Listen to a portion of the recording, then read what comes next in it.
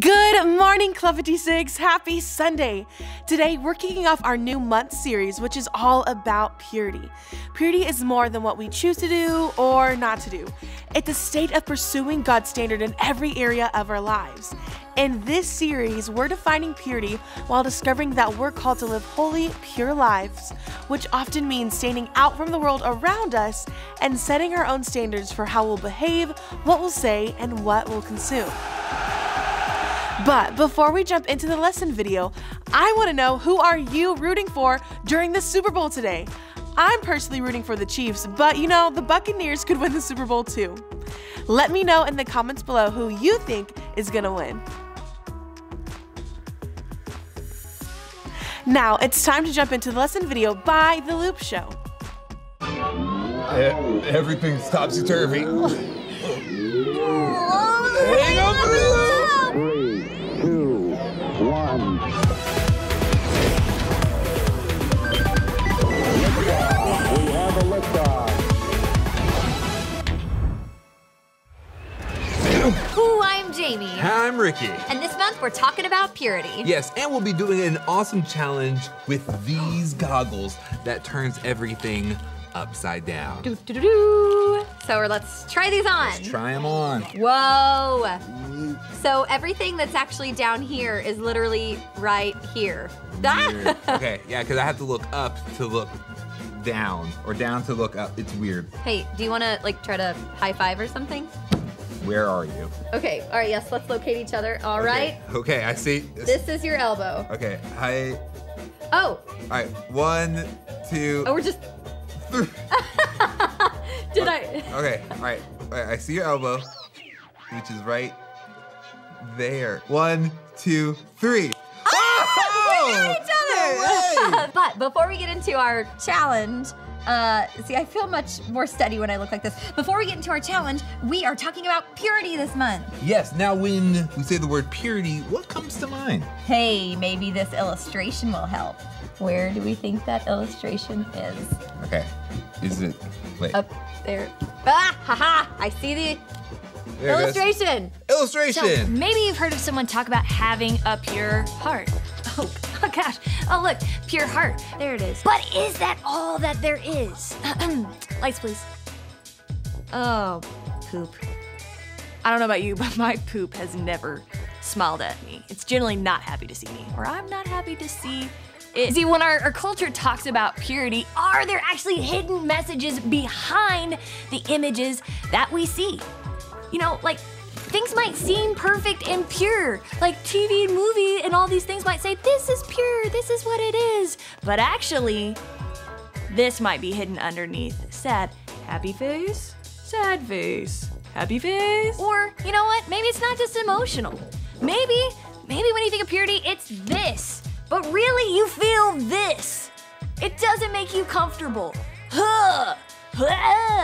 Why are we talking about this? Talking about this because our culture doesn't always have the best definition when it comes to purity, right? It can be hard to find because here's the thing, sin contaminates. Anything it touches, it ruins, even though it might seem pure.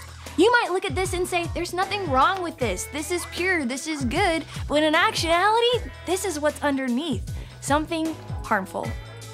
But here's the thing about purity, is that purity can't be contaminated by anything else. It's whole and it's healthy, it's not partial, and it's not harmful. In fact, Jesus even said in Matthew 5:8 is that blessed are those who are pure of heart, for they will see God. So what do you think about when it comes to purity? How do you recognize it? Maybe there might be something hidden underneath, or is it pure? When you hear the word pure, what do you think of? Filtered water? A newborn baby, perhaps? Or maybe someone who's never even kissed anybody before. But what does it really mean to be pure? The world says that being pure is about always doing the right thing, not being around people who do the wrong things, and if you've done something wrong to someone, or if someone has done something wrong to you, then you're not pure anymore. The world also says that pure love is about feelings. That if you see someone that you really like and your heart just can't help but start beating really fast and you can't help but think about them all the time and fantasize about them, then that's love. But the reality is that love is not about what you do or feelings either. Pure love calls you to do what's best for and what honors someone, even if you might not feel like it. This also applies to what Jesus meant when he said to love others as you love yourselves, meaning that no matter how you feel, you can still love yourself. Just because you might feel dirty, that doesn't mean that you are dirty. Not unless you need to take a shower, but let's not worry about that right now. Overall, purity is about the condition of your heart. So how do we get a pure heart? When you accept Jesus as your Lord, he does the purification for you. He refines and purifies and fills up our hearts as we spend time with him so that his pure love is what flows out of us. So that also means that it's very important to pay attention to the other things that we allow ourselves to be filled with. Negative influences in music, TV, social media, and the people around us can and will contaminate the purity of our hearts if we're not careful. But again, purity is not about what we do, but who we are. So that means if your identity is in Christ, then God sees you as pure as he sees his son, Jesus. And when we seek to be filled with Jesus and the things of God and not the things of the world, then we can be the pure, loving, and positive influence in other people's lives. But that's still not an excuse to not take a shower, because you're not a baby. Seriously, go take a shower. All right, so there's a prism inside the goggles that make our vertical view look vertical. Yeah, I think that's how it works. So the world can have a distorted view of what it takes to make a pure heart. Speaking of distorted views, do you want to see if we can make Valentines while wearing these glasses? I would love to. So here are the terms of our challenge. We need to make a Valentine that looks exactly like our example right here, using the provided upside down glasses, and our Valentine must have these 4 things. 2 hearts, so like heart outside, heart inside, the sentence, "Be my Valentine," decorative glitter, and lace. Without further ado, goggles on. Goggles on. That's the noise you have to make when you put on goggles. Okay. Yeah. Okay. Oh, you know what? Whoa. I didn't realize how sharp these scissors were. And, no. No. I found the glue in my goggles. This is gonna be so difficult. So first we need the red. Yeah. Red. What is? All right, let's see. I can't pick it up. Okay, did you learn how you like fold the piece of paper? Yeah. Oh, great. Oh, Yeah. I'm missing it. Top of that. Okay, there it goes. Then, Oh, look at that. Oh, this is I'm kind of terrifying. doing it. Wait, no, I lost it immediately. Okay. This is absolutely terrifying. I've never been scared while making a Valentine. This is very odd. I just can't see it. Well, Ricky, I have to say, whatever you're doing, it sounds like you're doing great over there. Oh, thanks, Jamie. It's not trying to shape down the heart. I keep on losing sight of it. Okay, let's see. These hearts are nowhere even close to being the same shape. All right, now give me some adhesive. Here we go. Here we go. All right, B. How does my B look? Yes? How does it? It looks like glue. E. Where'd it go? No! All right, glitter. Glitter me. Okay. And we have glue. I am going to Okay, good. dust my glitter off. Your glitter got all over me. What? No, it didn't. Was that intentional, Jamie? No. I don't believe you one bit. Okay, the Scissors. Valentine. Glitter. Jimmy, do you have some glitter over here? I do. All right. I see it That's here glue. somewhere. Let's see. Oh, yeah, good There it idea. goes. Just go by feel. Yeah, Go let's by see. feel.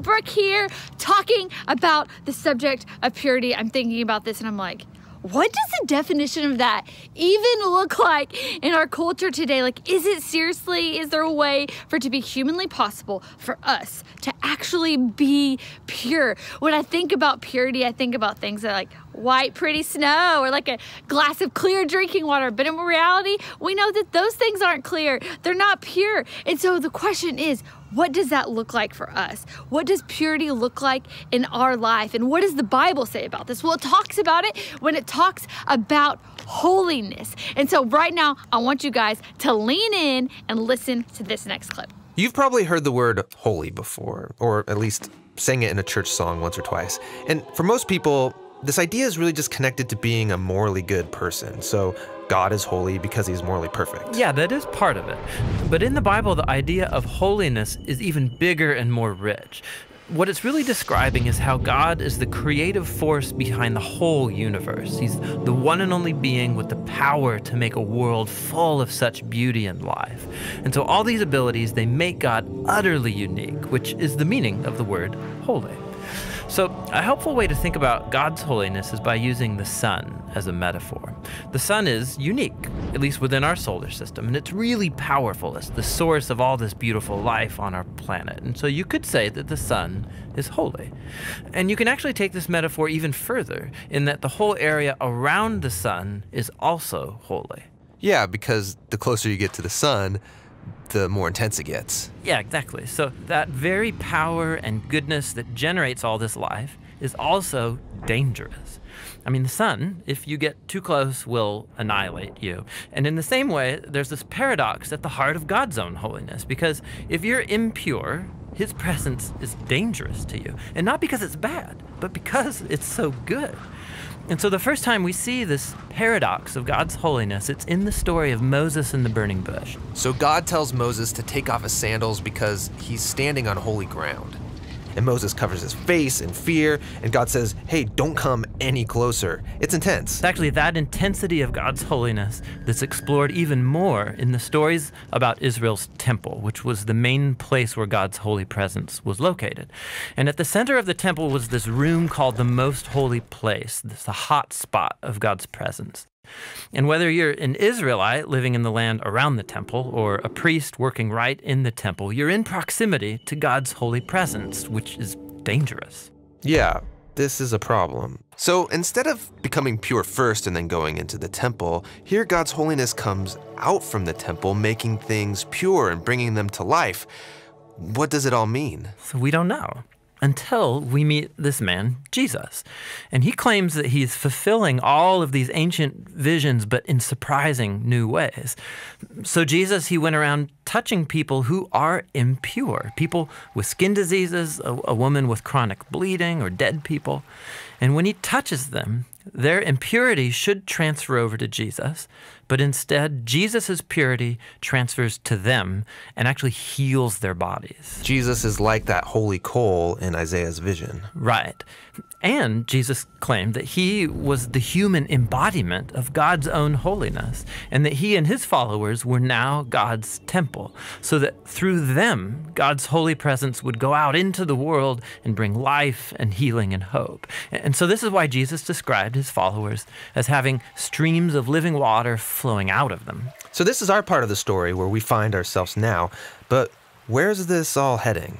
So the last pages of the Bible end with a final vision about God's holiness. And this time it's by a guy named John. And in his vision, we see the whole world made completely new. The entire earth has become God's temple. And Ezekiel's river is there, flowing out of God's presence, immersing all of creation, removing all impurity, and bringing everything back to life. All right, I think I am good. Oh, wow, yours looks so good. I don't believe you one bit. Oh, goodness. Yours looks this good too. No, you're lying. Yeah. Good thing this isn't a lesson about lying. So, Ricky and I would like to know, will you guys be our Valentine? Pure heart. Does it look like this? Or does it look like this? Not these things. Yeah, I think the world can have an upside down view of what a pure heart looks like. But through holiness, Jesus shows us what real purity looks like. Yes, blessed are the pure in heart, for they will see God. Thanks for hanging out with us, guys. Happy glitter times. And enjoy the ride.